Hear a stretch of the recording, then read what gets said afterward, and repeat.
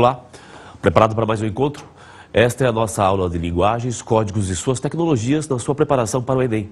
Então vamos começar a nossa aula de hoje com uma questão muito especial, uma questão que envolve um tipo de texto que não é propriamente um texto verbal, mas engloba outras linguagens. Veja lá então este gráfico.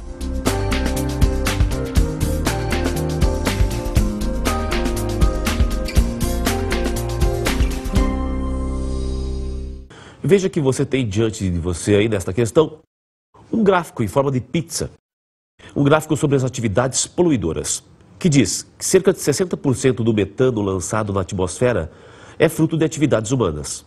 Quais são elas? Então vamos ver assim as porcentagens, dessas responsabilidades sobre o lançamento do metano na atmosfera.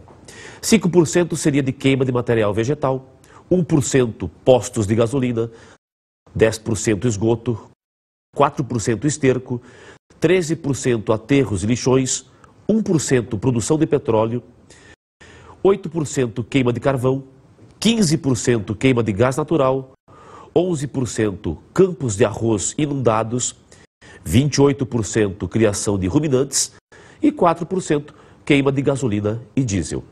É importante que você esteja atento a esse tipo de questão por conta do texto, do tipo de texto que ela veicula.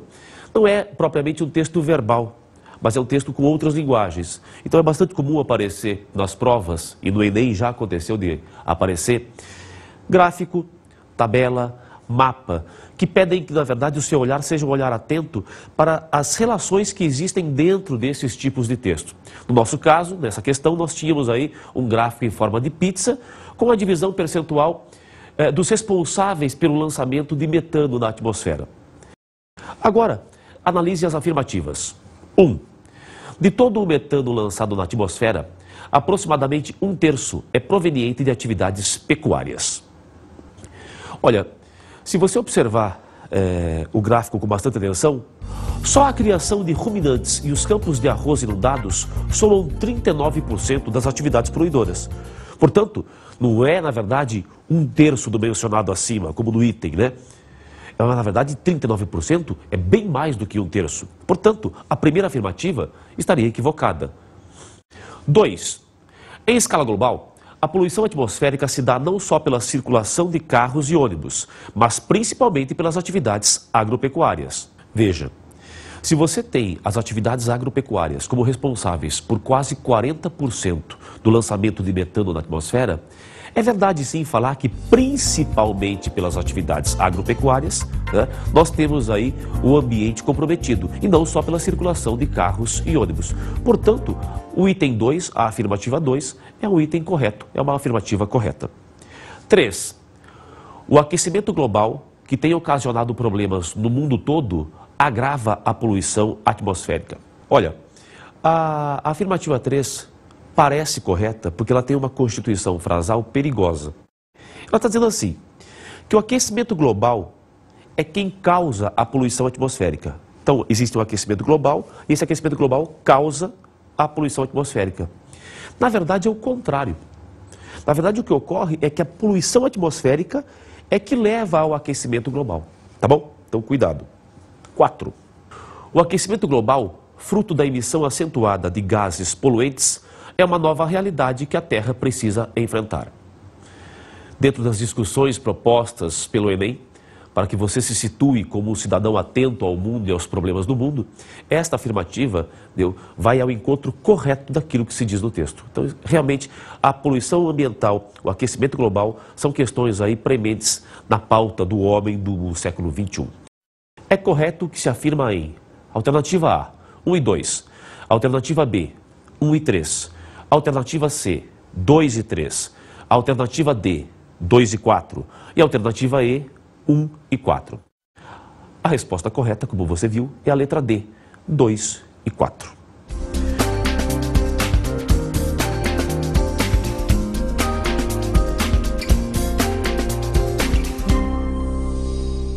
Analise esse texto para responder as questões 2 e 3. 2002 teve o dia da Grande Capicua. No dia 20 de fevereiro de 2002, vivemos um momento matemático que acontece apenas 10 vezes a cada 1000 anos. Trata-se de um dia capicua, Uma data que pode ser lida indiferentemente da esquerda para a direita ou da direita para a esquerda. 20/02 de 2002.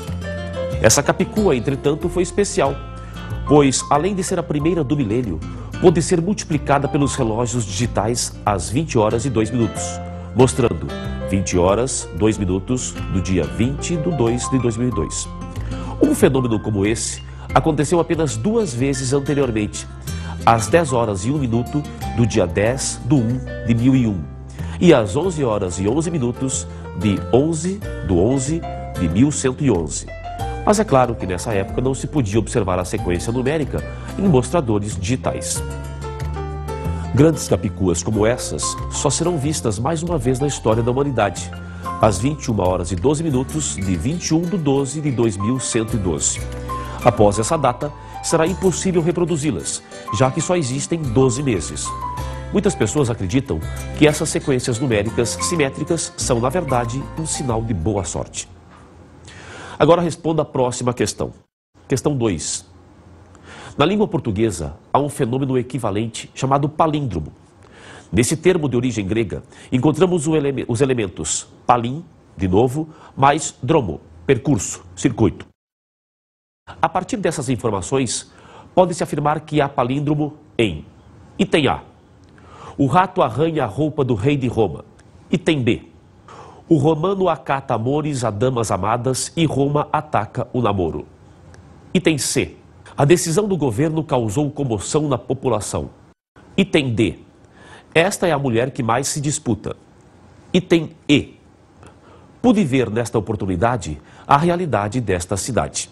A capicua, numericamente falando, assim como o palíndromo, seriam as possibilidades de você ler a sequência numérica, no caso da capicua, e a sequência escrita, frasal, né, no caso do palíndromo, de trás para frente.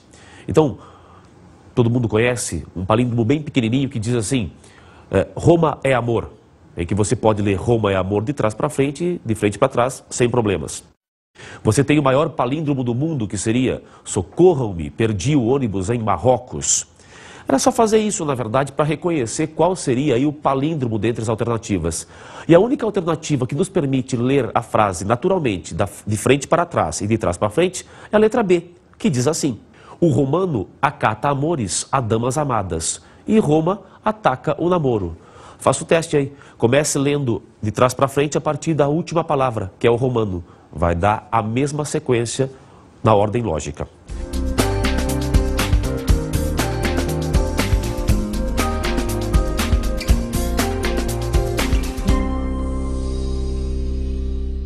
Segundo o que vimos, pode-se afirmar que, item A, só veremos mais uma grande capicua na história da humanidade, já que o mundo acabará depois disso. Veja, esta alternativa, o item A, ela começa corretamente, porque no texto realmente há menção a mais uma grande capicua. Uma grande capicua, nesse caso, seria com horas, dia, mês e ano, né? Permitindo a leitura de trás para frente. O problema da alternativa A, na verdade, vem na justificativa, né? O já que o mundo vai acabar depois disso. Não há menção alguma a isso dentro do texto. Portanto, eliminada a alternativa A. Letra B. As capicuas são sinais de boa sorte, na opinião do autor do texto. Também é uma alternativa cuja afirmação começa correta, porque as capicuas parecem ser indicadores de boa sorte. Só que o problema é que elas não são mencionadas como boa sorte pelo autor. Na verdade, a boa sorte é atribuída pelas pessoas às capicuas. Então não é o autor do texto quem defende as capicuas como sinônimo de boa sorte, e sim as pessoas de um modo geral. Então a alternativa B começa bem, mas assim como a alternativa A termina de maneira errada. Letra C. A expressão sequências numéricas simétricas retoma o termo capicua. Bem, na alternativa C nós temos aí então a resposta. Essa é, na verdade, uma alternativa que faz menção àquele procedimento sintático que nós chamamos de coesão dentro do texto. A expressão sequências numéricas dentro desse contexto vai recuperar sim a ideia de capicua. É uma palavra, uma expressão que recupera, que faz uma costura dentro do texto. Isto é coesão e, nesse sentido, a alternativa C está correta. A alternativa D diz, Em 21 de 12 de 2012, acontecerá a última grande Capicua. Cuidado, é sutil. Não é, na verdade, em 21 de 12 de 2012 a última grande Capicua. E nem é realmente uma grande Capicua, 21 de 12 de 2112, como diria o texto original. Se fosse ocorrer uma grande Capicua, seria 21 de 12 de 2112. O item D propõe 21 de 12 de 2012, 2012. Errado. Letra E. Segundo o texto, há uma Capicua por século na história da humanidade. O que o texto diz é que há cerca de 10 Capicuas por milênios. Então, a cada 10 séculos, há 10 Capicuas. Isto é correto. Só que a alternativa E propõe uma regularidade que não está mencionada no texto.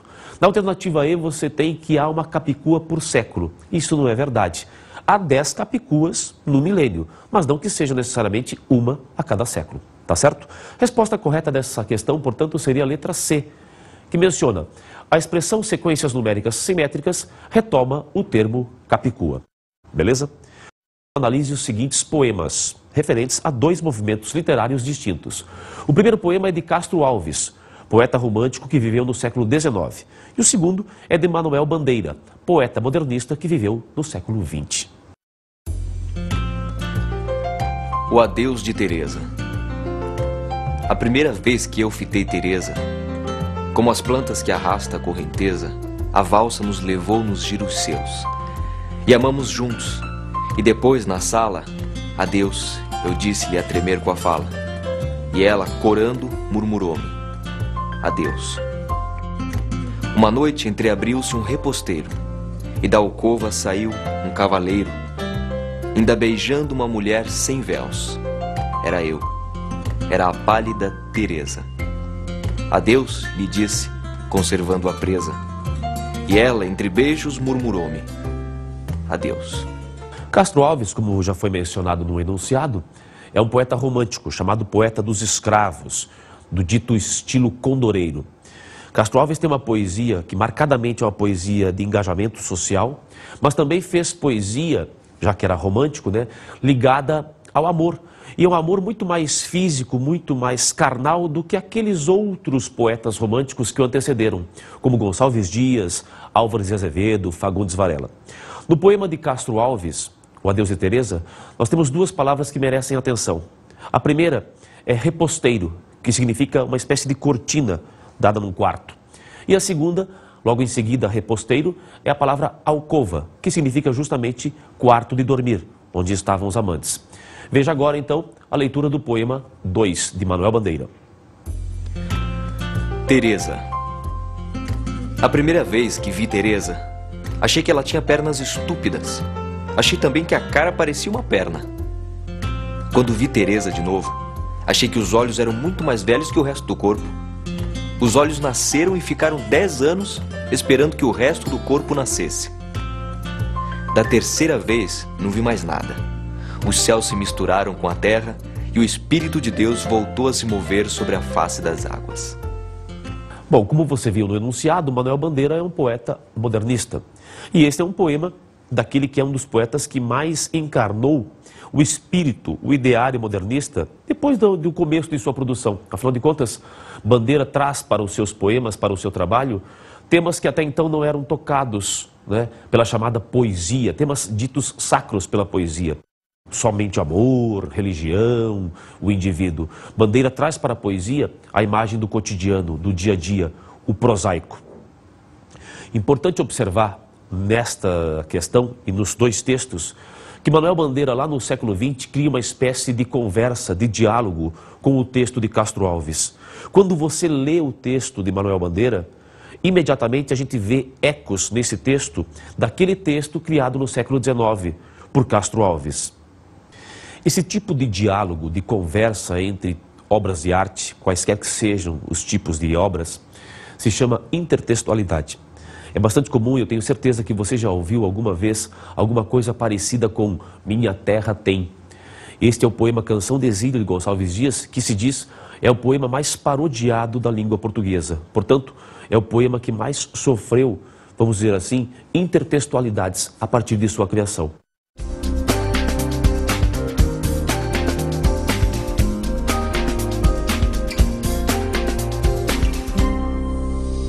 Agora responda a questão. Manuel Bandeira, por meio do poema Teresa, estabelece um diálogo com o poema O Adeus de Teresa para, item A, compartilhar a visão de Castro Alves em relação à mulher amada.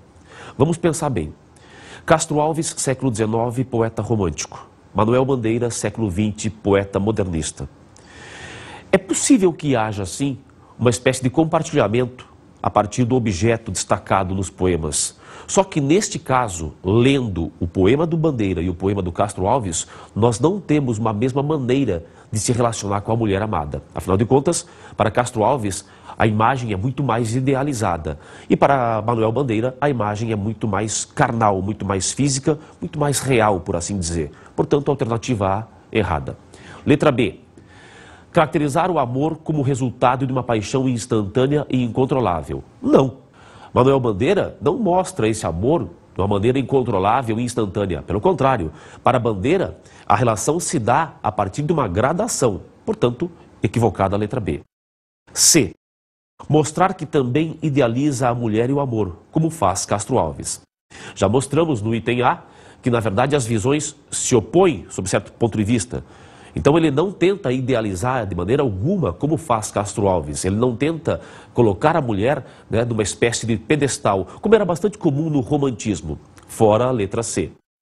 D. Contrapor sua visão da mulher amada à do poeta Castro Alves. Essa é a correta, inclusive porque já havia marcas nas alternativas anteriores, né, de que as visões dos poetas sobre o objeto amado eram visões diferentes. Enquanto Castro Alves tem essa visão, que é uma visão quase etérea, ainda que física, na verdade, ainda que mostre, né, o contato dos amantes, para a Bandeira, esse contato é muito mais carnal no sentido de ser próximo, né? E real no sentido de ser humano, porque ele vê a mulher, primeiramente, de uma maneira que não é idealizada, e aos poucos ele vai descobrindo alguma coisa diferente nesse objeto amado. Portanto, se para Castro Alves tudo já começa de uma maneira muito grandiosa em relação ao objeto amoroso, para Manuel Bandeira, aos poucos se descobre esse objeto amoroso como um objeto interessante. Portanto, letra D é a forma correta. Alternativa E. Criticar a descoberta do amor como um acontecimento gradativo. Bandeira não critica o amor a partir de uma gradação. Realmente ocorre para a Bandeira, né, uma espécie de gradação, como se fosse uma espécie de descoberta do amor que ele tem por aquele objeto amoroso, por aquela mulher. De verdade, ele acha primeiramente que Teresa é uma pessoa comum. Achava que a cara de Teresa era uma perna. E aos poucos ele vai descobrindo Teresa sob outras formas de olhares. Portanto, a alternativa E também estaria errada. Vamos ver então qual seria confirmando então qual seria a alternativa correta. É a letra D. Contrapor sua visão da mulher amada à do poeta Castro Alves. Analise o texto para responder agora as próximas duas questões. Esse é um texto muito famoso, né? Que é a carta do apóstolo Paulo aos Coríntios. Os coríntios eram os habitantes da cidade de Corinto, que era uma cidade marcada pelo prazer desbragado, enfim, né, pelos excessos, pelas desmedidas. É um texto que está na Bíblia, famoso. Ainda que eu falasse as línguas dos homens e dos anjos e não tivesse caridade, seria como o metal que soa ou como o sino que tine. E ainda que tivesse o dom de profecia e conhecesse todos os mistérios e toda a ciência, e ainda que tivesse toda a fé, de maneira tal que transportasse os montes e não tivesse caridade, nada seria. E ainda que distribuísse toda a minha fortuna para sustento dos pobres, e ainda que entregasse o meu corpo para ser queimado e não tivesse caridade, nada disso me aproveitaria.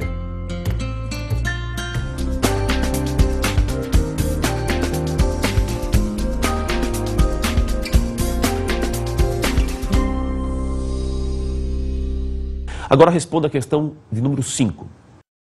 No texto, nota-se repetidamente o uso da expressão ainda que para relacionar as frases. O emprego dessa locução conjuntiva estabelece entre as ideias relacionadas um sentido de: item A, consequência; item B, finalidade; item C, concessão; item D, adversidade; item E, conclusão. Veja que a tônica do texto é a necessidade de haver caridade nos nossos atos. Então Paulo está dizendo o seguinte: Ainda que eu falasse a língua dos anjos, se eu não fosse caridoso, eu seria um objeto, eu seria como um sino, seria como metal. Ainda que eu doasse toda a minha fortuna, se eu não tivesse caridade, isto não valeria de nada. Note, a questão está girando em torno da locução ainda que. E ainda que, no limite, indica uma ideia de oposição. Ocorre que nas alternativas nós temos duas ideias que são representantes de oposição, que é o item C, concessão, e o item D, adversidade.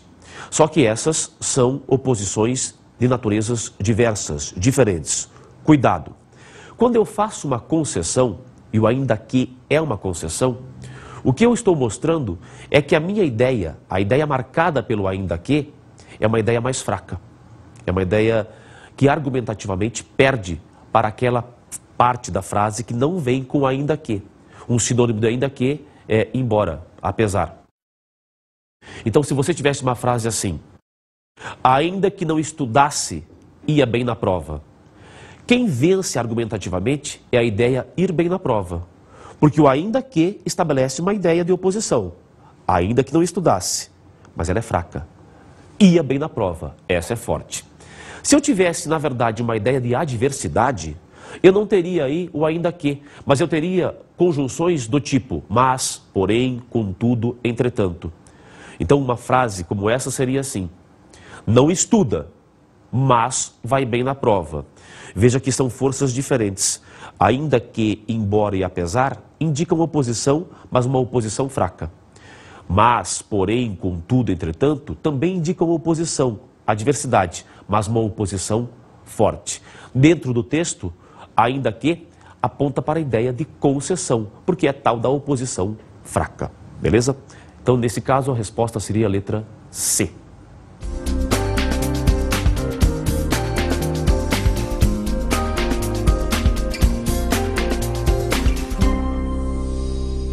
Questão 6.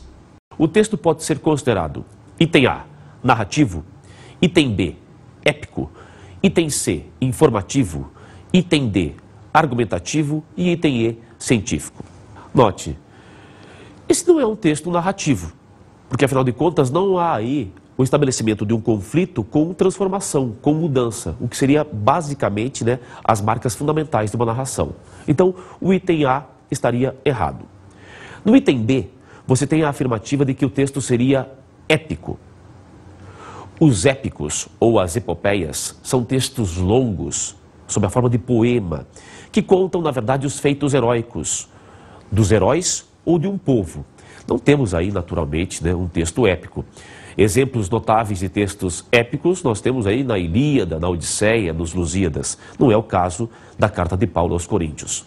No item C, nós temos a ideia de que o texto seja informativo. No limite também, todo texto é informativo. Mas a base, o fundamento desse texto não é informar, não é dar a conhecer alguma coisa a alguém simplesmente. Não é um texto informativo. Resposta, o item C não seria resposta, portanto. Resposta, sim, seria o item D, que diz que o texto de Paulo aos Coríntios é um texto argumentativo. E por que ele é um texto argumentativo? Porque ele tem uma tese. Ele está defendendo uma ideia central, e a ideia é a seguinte: não adianta fazer nada se dentro do raio de ação dos meus atos não houver caridade. A tese que ele defende é essa: tudo deve ser marcado pela caridade. Portanto, a resposta seria a letra D. O que já elimina então a alternativa E, que diz que o texto é um texto científico. Longe disso, afinal de contas, nem há aquilo que marca caracteristicamente um texto científico, que é a proliferação de termos técnicos, de expressões técnicas. Bem longe de ser um texto científico, o texto de Paulo aos Coríntios, né, é um texto argumentativo. Beleza? Vamos então para a próxima questão. Analise os trechos a seguir para responder esta próxima questão.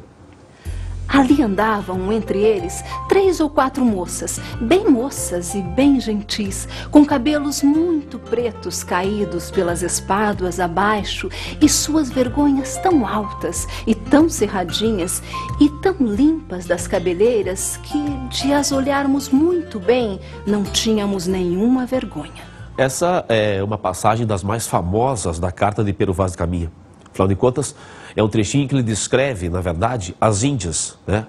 As nativas que os portugueses viram e com as quais tiveram contato logo de sua chegada àquilo que seria o Brasil. Esse é o primeiro texto de Pero Vaz de Caminha. Veja agora o próximo texto, escrito lá no século XX. As meninas da Gare.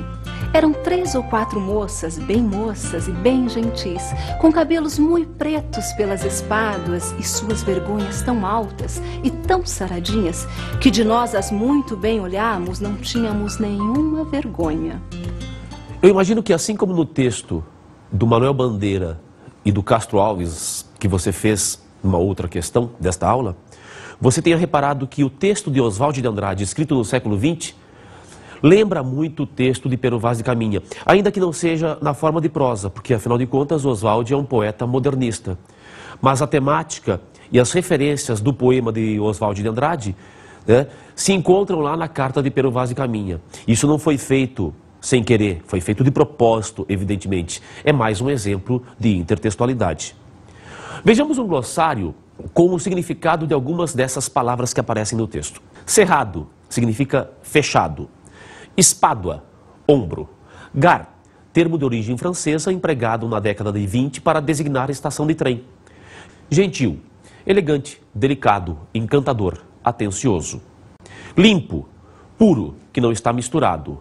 Mui é uma forma arcaica de muito.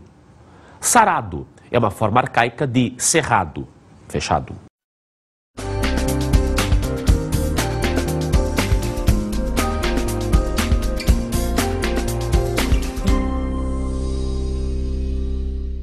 Questão 7. A respeito da leitura dos textos e da comparação entre eles, é correto afirmar. Item A. A vergonha mencionada por Caminha no final do excerto revela uma formação moral e religiosa muito tênue.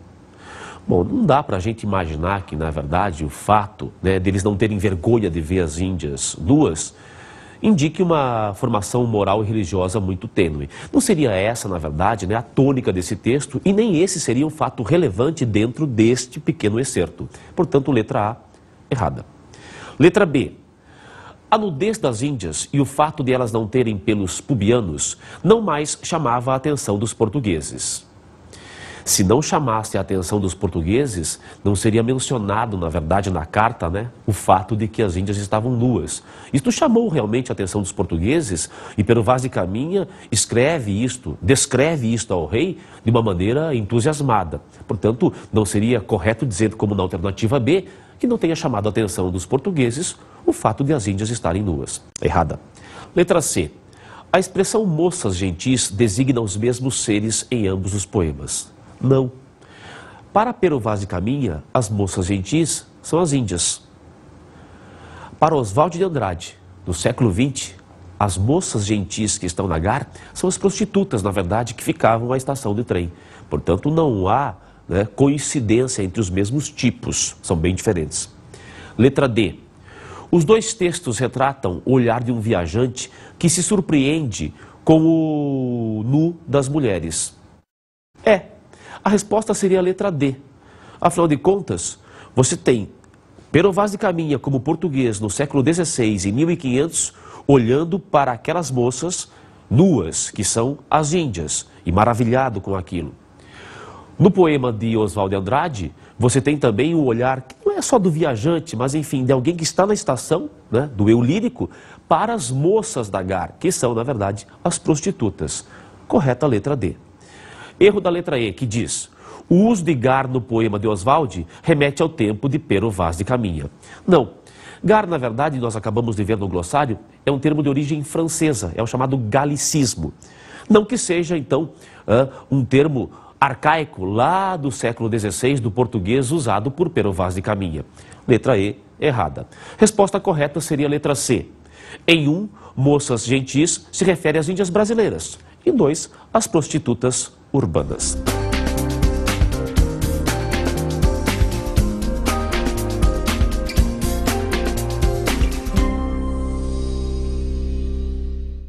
Questão 8, observe este poema de Paulo Leminski.